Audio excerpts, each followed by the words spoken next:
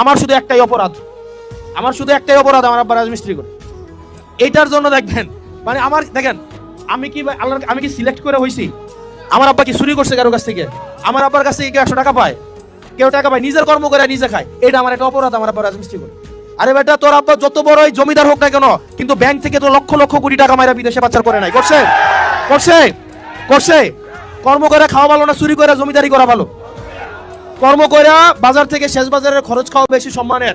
ঋণ কইরা আরেকজনের ব্যাংক থেকে ডাকাতি করে জমিদারি চলার থেকে, ঠিক কিনা? আমরা যেহেতু মধ্যবিত্ত শ্রেণী থেকে উঠে আসছি, আমরা জানি মধ্যবিত্ত শ্রেণীর যে প্রয়োজন, যে চাহিদা, যে সংকট, যে সমস্যা, এবং একই সাথে এগুলার যেহেতু আমাদেরকে জীবনে আটকাই ফেলে নাই, এগুলার সমাধান করে যেহেতু আমরা জীবনে বড় হইছি, আমরা এটাও জানি সমাধানের পথটা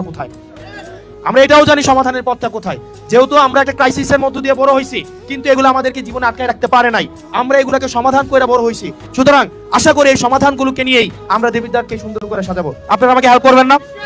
হেল্প করবেন তো? আন্টিরা হেল্প করবেন তো? আপনাদেরকে একটা কাজ দিব আজকে, করবেন আমার জন্য? যারা অলরেডি সিদ্ধান্ত নিছে আমাদেরকে ভোট দিবে না, তাদের কাছে আবার যাবেন, ঠিক আছে? আর যারা আমাদেরকে ভোট দিবে তাদেরকে ফোন দিবেন, পারবেন না? পারবেন কিনা?